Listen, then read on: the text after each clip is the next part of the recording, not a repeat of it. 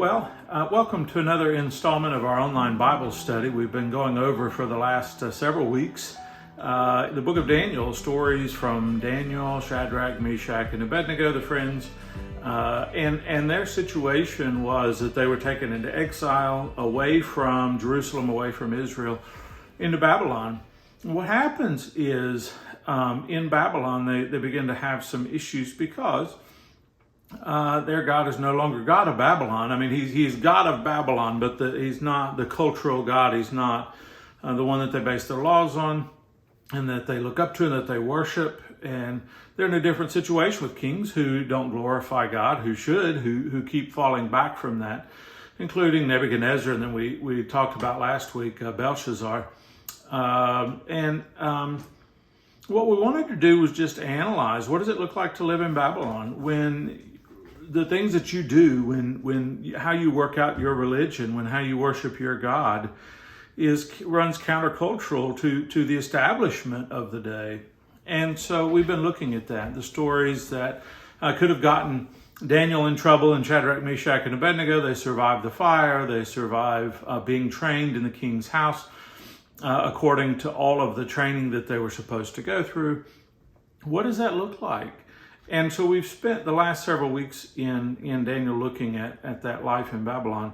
Today we're looking at the book of Daniel chapter 6, and it's the last of the stories in these encounters. The book of Daniel goes on in that Daniel has some dreams. They're very wild and very vivid dreams and very symbolic in a lot of different ways. In other words, full of symbols. And again, if you want to interpret those well, you need to know what all the symbols mean and when and where. And so the book of Daniel does continue. I think we're going to call off our series here because to the extent of life in Babylon, it's ending. But we have one more final story, and it's one that Daniel is in, and one in which Daniel finds himself in old age. We talked about last week. Last week's story and this week's were combined in some way. And in some ways, last week we went a little longer than the typical midweek Bible study because we were kind of introducing that.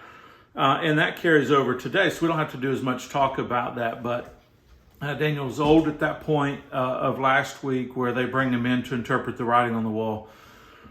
He's older, and it seems like because it says, Belshazzar calls in all of the people that are there, and he's not one of the ones called in, the wise men of the day. And so maybe he's been put out to pasture, maybe he's been retired or something. And they don't have any time for him anymore. He was Nebuchadnezzar's guy, and now times have moved on. And so, that happened, and he read the writing on the wall, and what that was, hey, Belshazzar, you're going to die this very day, and he dies, and we're left in the meantime. So we pick up in chapter 6, and we figure out what happened to Daniel. He's third in command now. He didn't want to be. I said, leave those out, but he's third in command. So what do we do from here? So let's dive into the book of Daniel for one last look at what life in Babylon looks like for them.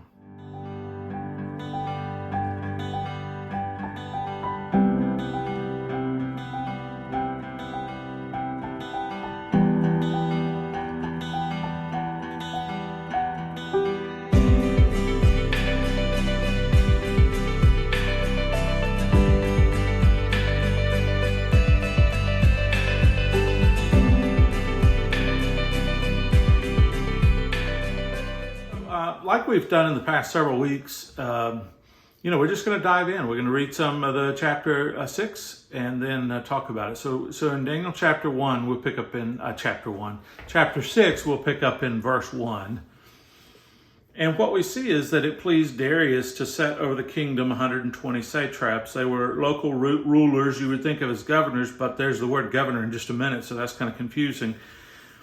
To be throughout the whole kingdom, and over them 3 presidents, of whom Daniel was one, to whom these satraps should give account so that the king might suffer no loss. They wanted some continuity from the kingdom before to the kingdom now. They didn't want there to be a whole lot of issues, and Daniel had run well these kinds of issues. So in verse 3 it says, Daniel became distinguished above all the other presidents and the satraps, and because an excellent spirit was in him. Now, the Spirit of God working in him because he was following God.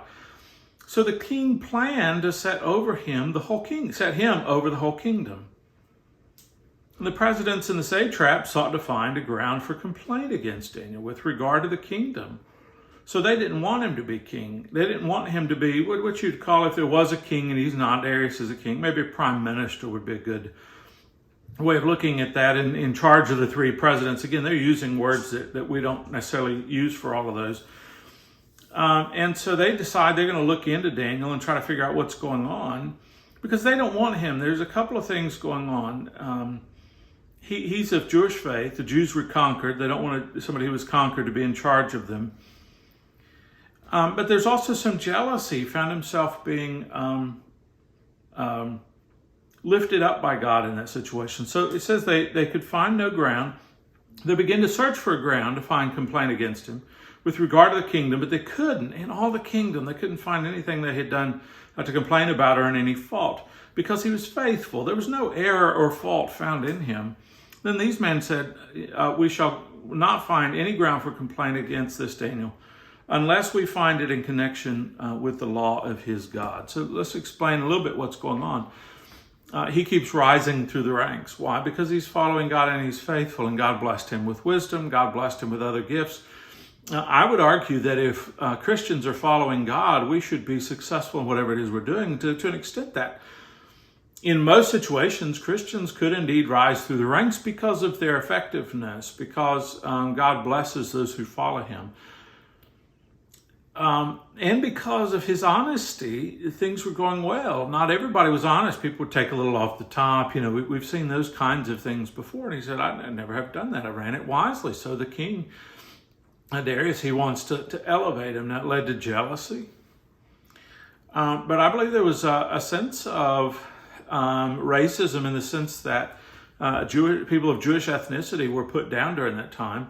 One of the commentaries I read said, there's no doubt that when they said, we don't want Daniel, it meant we don't want a Jew, because the Jews were looked down on because they were captive. They were slaves in that sense. And so nobody wanted to serve a slave. But it was also, he was successful and they wanted that position. Why elevate Daniel as one of the three presidents when you could elevate one of the other two presidents? So there was a lot going on here, but what happened is the two other presidents, so there were three, the two others, and then the satraps, I believe 120 of those, they connive and they're going to find something against Daniel. Fantastic as it happened to be, they couldn't find anything against him. And they said, we've looked, there's no error, there's no fault, there's no evidence of wrongdoing. If we find something, we're going to have to pick out a peculiarity. And the peculiarity with Daniel was his God. Our peculiarity in our world ought to be our God. How fervently we worship and how much trust and belief we place in the God of our salvation, as the Bible refers to him. And so they say, okay, that's what we're going to pick on, and they begin to look into that. So let's find out what it is that they can accuse, because they're accusing him in the end, not of his unfaithfulness, but of his faithfulness. And so let's pick up reading in the next section. But it says, these presidents and satraps came by agreement to the king and said, O King Darius, live forever. All the presidents of the kingdom, the prefects, the satraps, the counselors, the governors, are agreed that the king should establish an ordinance and enforce an injunction that whoever makes petition to any god or man for 30 days, except to you, O king, shall be cast into the den of lions. Now, O king, establish the injunction, sign the document so it cannot be changed according to the law of the Medes and the Persians, which cannot be revoked. So Darius signed the document and injunction. So what's going on here is that they say, well, if we're going to accuse Daniel of anything, it's going to be worshiping his God. And they know from the beginning of time until then that Daniel 3 times a day went and he would find the eastern window, toward the window that faced Jerusalem, out of the place that he lived, and he would kneel down and he would pray towards Jerusalem. It was a common thing for people in exile to pray towards Jerusalem. And they said, this is something that we know he's going to do. And even in the face of opposition, this is something that we believe Daniel will continue to do. And so what we can do is lay the trap and we'll find it. And they went and they told Darius, they said, we all agree, which was a lie, because surely Daniel did not agree. But why the rationale between that? Well, if they just conquered Babylon and now the Medes and the Persians are running that, they need to let everybody know that the Medes and the Persians are running that. There's a new god in town. It's the gods of the Medes and the Persians. Darius is the representation. So anybody that prays to any other god or any other man for at least 30 days, and that's to get them out of the habit of doing it. So it's to establish the fact, hey, we got new rulers in town, right? There's a new sheriff in town, and they need to have their allegiance for the new one. And so Darius thinks, hey, everybody agreed. Because the word they used is everybody or all. All of the people were in favor of that. Surely Daniel wasn't. But he probably knew they were conniving. He probably knew what was going on. And so they say, all right, for 30 days he can't pray. So let's keep going with the story and figure out what happens next, because it said after Daniel knew, or when Daniel knew, that the document had been signed, so they went and told him, hey, listen, for 30 days you can't pray. He was like, watch me. He didn't say that, but he went to his house where he had windows in the upper chamber and opened it towards Jerusalem. And he got down on his knees 3 times a day, as he had always done. And he prayed and he gave thanks before God as he had done previously. This is Daniel living out the consistency of his godly life. So these men came by agreement. They agreed ahead of time that they were going to do that. And they found Daniel making the petition and plea before his God. They knew it was going to happen. It doesn't say the next day, but surely they probably didn't even have to wait till, after 30 days, they didn't even have to wait till 10 a.m. So they came near and said before the king concerning the injunction, O king, did you not sign an injunction that anyone who makes petition to any god or man within these 30 days, except you, O king, shall be cast into the den of lions? And the king answered and said, that thing stands fast according to the laws of the Medes and the Persians, which cannot be revoked. Then they answered and said before the king, they made sure he knew that it was set in stone. Daniel, who was one of the exiles, interesting how they called him that. Daniel the exile played partly into their not liking him. The exile of Judah pays no attention to you, O king, or to the injunction you have signed, but makes his petition 3 times a day. So the king, when he heard these words, was much distressed, set his mind to deliver Daniel. When he labored till the sun went down to rescue him, these men came, again by agreement, to the king and said, know, O king, that the law of the Medes and the Persians, that no injunction or ordinance that the king establishes has been changed. And so what we see happening here is they tell the king, okay, you signed it, here it is, and he tries to find a loophole. There being no loophole, he's in a situation, and so they say, okay, you're the king, you're supposed to follow the law. He could get dethroned if he didn't follow the law, because he's the chief advocate of the law as a king. And so what does he do? He's stuck in a hard position, but he knows the story of Daniel. But it shows in just a minute how he responds to Daniel. But he has to carry out with that. He has to carry out with what he had planned. So it said, the king commanded, and Daniel was brought and cast into the den of lions. The king declared to Daniel, this is an interesting thing, may your God, whom you serve continually, deliver you. So he knows that the God has delivered him. And he knows Daniel serves him continually. So he makes 2 great admissions to Daniel's favor. And a stone was brought, laid on the mouth of the den. That's to keep Daniel from crawling out. And the king sealed it with his own signet ring with a signet of his lords, that nothing might be changed concerning Daniel. Then the king went to his palace, spent the night fasting. No diversions were brought to him, and sleep fled from him. So what we have is an interesting situation. The king follows through on it. He tells Daniel, listen, I'm hoping for the best here, but my hands are tied. I made an agreement I probably should not have, but I thought everybody was in charge of it. The king now thinks he's duped. He has been duped. And so he's not happy with that. And so he's now looking for the heads of those people that he'd rather have in the lion's den, but he can't. He's got to put Daniel in there, because that's what he signed that he would do. And so he puts Daniel in there, and he puts the stone down. They use the signet ring to seal it so that nobody will come and save Daniel. It's almost like the guards that they're putting at the grave of Jesus. Keep it sealed so that nobody comes to steal the body or whatever. They didn't want Daniel crawling out. They didn't want anybody to come to save Daniel and say, ha ha ha, look, Daniel has escaped. And so they seal it, and then he goes to his castle for the night. And it says he can't sleep. He didn't eat. And the diversion's probably some kind of entertainment. People would come in and take his mind off of. He won't let them. He's just the whole night. That's what he's doing. Interestingly enough, the whole night he's worried about Daniel, who seems to be a friend at this point, or at least somebody he wants to protect. And he may be a little bit growing angry against the people who have duped him. So what do we see? Of course, this is one of the most famous stories in the Bible. And when we hear of Daniel in the lion's den, there's very little drama here. What happens to Daniel? We already know the book of Daniel goes on. We already know Daniel has dreams after this. And so it's like watching a movie where we know all the spoilers. But let's read the last of the passage here. In verse 19, at daybreak, the king arose and went in haste to the den of lions. As he came near to the den where Daniel was, he cried out with a tone of anguish. The king declared to Daniel, "O Daniel, servant of the living God." I like that. He's serving a living God. And even Darius knows that. "Has your God, whom you serve continually," there's that again, "been able to deliver you from the lions?" And Daniel says to the king, "O king, live forever. My God sent his angel and shut the lions' mouths. And they have not harmed me, because I was found blameless before him, and also before you, O king, I have done no harm." So let's stop and look at that for a minute. After verse 22, we'll pick up and read the next few verses in a minute. He says, Daniel, you serve a living God. Was he able to protect you? And Daniel said, yes, he shut the mouths of lions. Interesting thing there about God and the sovereignty of God. A lot of us, when we're in trouble, what we want from God is for God to open up a new path, or for God to open this, or for God to take us out of this situation. Whatever this illness, God, remove it from me, do any number of things. What we see God doing is not necessarily opening up new opportunities, but what we see God doing on many occasions is shutting doors. Shutting doors as an aspect of the providence of God. So what do we see Noah in the ark?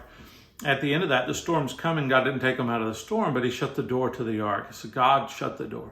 God shut the door to the lions. Interestingly enough, I was reading one of the commentaries and it pointed out a verse in Revelation chapter 3.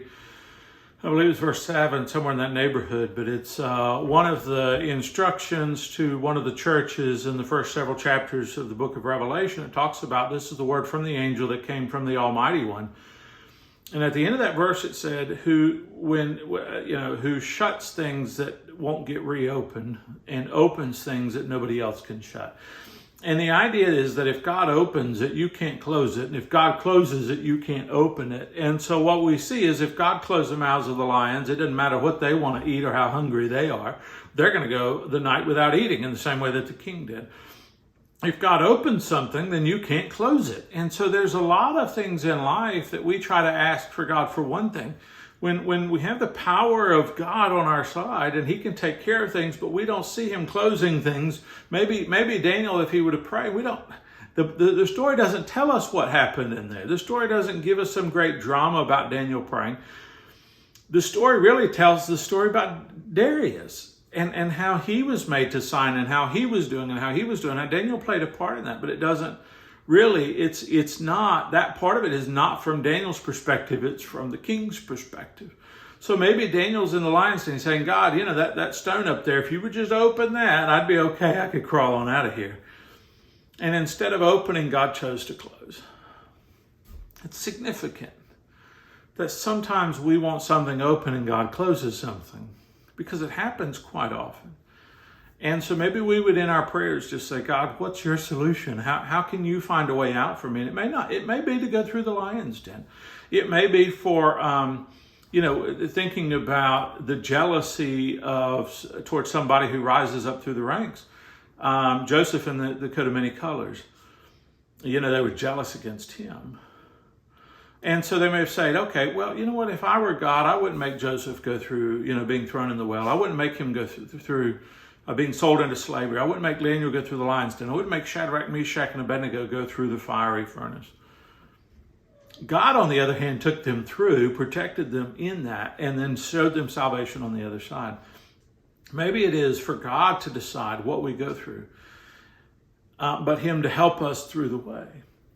And so what are the keys to that? Well, it says several times that Daniel continually served God. That's a good thing. That he served a living God. That's a good thing. But that he was faithful in that. There was found no fault in him. Interestingly enough, see, life in Babylon has some things that, maybe are applicable to our time, in that we live in a country that a lot of the laws and regulations don't mirror Christianity. They might have at one point, and they don't anymore. There aren't laws, for example, telling people not to open stores when we're at church, and there aren't a lot of people today who would schedule things so that they don't occur on Sunday morning. Plenty of things happen on Sunday morning that now conflict with our time of worship. And so Daniel got in trouble living in that society, but Daniel didn't go around looking for trouble. Interestingly enough, a lot of us might get in trouble because, we're outward and vocal in a way. And I'm not saying don't be outward and vocal, but hear what I'm saying. Daniel had trouble come to him. He didn't go looking for trouble. A lot of times, you and I, we might see something that's wrong and we might go looking for trouble. That's not the story that we can get, a moral from this story, because that's not the way Daniel got in trouble. Say, God, I'm in trouble now. Save me from the mouth of the lions. God might be saying, oh, my dear friend Daniel, he wasn't asking for trouble. Trouble find him. You maybe go asking for trouble. And so we can't claim the salvation of Daniel in the way that we did, because Daniel didn't go looking for the trouble. God let him go through trouble, but he didn't go looking for it. Sometimes we get ourselves in trouble. That's different. Life in Babylon, Daniel didn't take the occasion to go looking for trouble, but sometimes trouble found him. And so we see him now. He survived. God shut the mouths of the lions. Let's read up on the rest of that story, because it's kind of interesting. So the king looked down, and Daniel said, no, he closed the mouths of the lions. Then the king was exceedingly glad and commanded that Daniel be taken up out of the den. So Daniel was taken up out of the den, and no kind of harm was found on him, because he had trusted in his God. The story tells us it's not an accident. It's the role of God in his life that did that. And the king commanded, and those men who had maliciously accused Daniel were brought and cast into the den of lions. The Bible continues on a little bit there to some things that we might think are cruel that Darius does, not necessarily God. It's in the Bible, but it's not God telling Darius. But Darius takes out the people who accused Daniel, threw them in the lion's den. It's kind of gory at that point, saying the lions break their bones and all that. But it also said he went and found their family members. And that, so a lot of us today, our ethics would be, if somebody does something wrong, they get punished. In the Bible, specifically, this is not Israel. This is not the law of God. But Darius said, hey, listen, I'm going to go after you, and I'm going to get your families. Everybody involved in this is going down. Now, that might not be our way of looking at it, but it certainly was theirs, and that's the end of the story. The end of the story for them, but not for Daniel. At the end of the chapter says Daniel prospered during that. He was even older now than he was earlier. And yet at every stage of his life, whether he was young and just got to Babylon, whether he was older, because the whole life of Daniel was one in which he continually served God. What would we say is the point of Daniel then? What would we say about Babylon, life in Babylon? Daniel didn't look for trouble, but trouble found him. He served God continually, right? And that's important to recognize. He served God continually, and he was faithful. He was faithful. He was who he was from the beginning of his life to the end of his life. He was a person of quite a bit of integrity.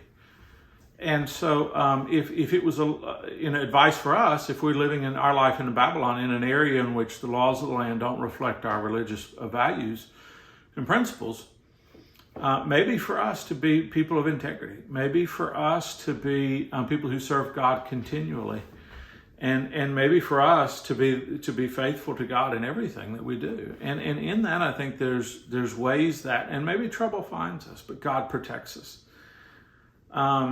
But maybe it's not necessarily. Now, if God calls us to do something, we go do it. But for the life of Daniel, for all those years, it wasn't up to Daniel to cause trouble. Trouble found him. And so maybe we just don't look at it. So I would just encourage you, take the lessons from this book. We're kind of wrapping up this part. But if we're looking at the life of Daniel, Shadrach, Meshach, and Abednego, be faithful, live a life of integrity, serve God continually. Those are great lessons for today. Hope that you're doing well. I hope that you've enjoyed the study of the life of Daniel, the book of Daniel, in studying about life in Babylon, and how sometimes, the things that we have, we live in this culture that doesn't reflect ours. There are ways in which we can survive and thrive and still follow God. Hope that you're doing well. We look forward to starting a new series next week. And in the meantime, God bless you.